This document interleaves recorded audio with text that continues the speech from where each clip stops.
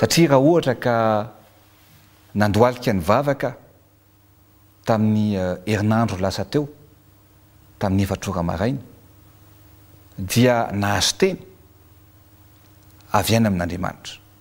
Eto aloha dia tiako no milaza amin'ny vahoaka malagasy fa ny tenako dia tsy manana finoana hafa fa ny finoana an'Andriamanitra sy Jesosy Kristy ihany. Tsy mbola nanompo sampy ny tenako ary tsy mitompo amin'Andriamanitra hafa fa Andriamanitra iray ihany. Ka manoloana an'izay indrindra dia nahazo an'ity teny ity rehefa mivavaka, milaza ny olana rehetrarehetra izay misy eto amin'ny firenena. Dia atao amin'ny Joely toko 2 andininy 12 13 15 ary 19. Mamela anao io tinarialo mba hamaky kely amin'ity satria amaranantsika ny teny. Dia ny tenin'ny soratra masina azoko tamin'izany dia hoe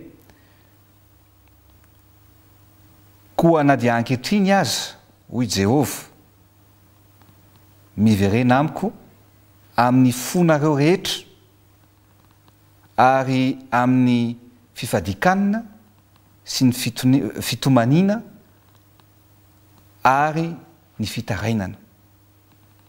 Ary ny fonareo no triatriaro fa aza ny fitafinareo ary miverena amin'ny Jehovah Andriamanitrareo fa mamindra fo sy miantra izy, maro-po sady be famindra-po ary manenina amin'ny loza izy.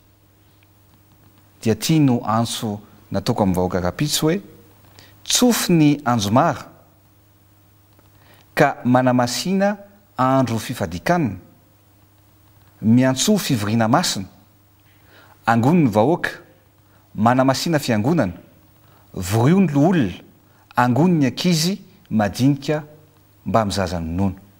Tiako lazaina dia mila mivavaka tsika, mila mibebaka, mila mifamela fa isy zavatra mahagaga ataon'Andriamanitra eto amin'ny firenena ary izay no atsoka ny vahoaka manerana ny nosy rapitso hanao fifadikanina amin'ny 9 maraina parapatonga amin'ny 5 sasany ariva. Isy ny fivavahana zany ataon'ny olona rehetra zay tsy afaka ny atokantrano rehetrarehetrany fa eto Ambotsiroatra ato amin'ny zaridaina n'Ambotsiroatra lehibe dia misy ny fiara-mivavaka ho an'ny firenena fa tsy ho an'ny filohan'ny tetezamita, ho an'ny firenena ho ataontsika rehetrarehetra. Ny finoana dia manova ny zavatra rehetra ary mavita ihany koa ny zavatra rehetra.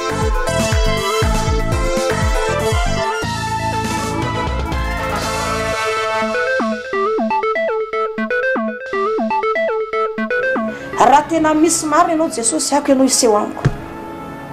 Tao anatin'izay anefa rehefa nandray Jesosy Kristy tompo sy mpamonjy ny fiainako ka tena nitady azy tamin'ny fo, amin'ny saina, amin'ny fanahy, tamin'ny heriko rehetra ain'Andriamanitra nanova ny kolerako.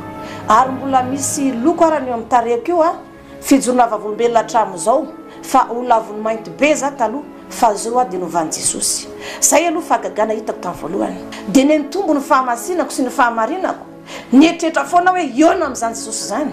Nanomboka tamin'ny 2008, 2009, 2010 nanomboka ny fanelasera tamin'Anjely ary nianatra manoka ny momba ny hoe manahoana marina ny lalana mankany an-danitra.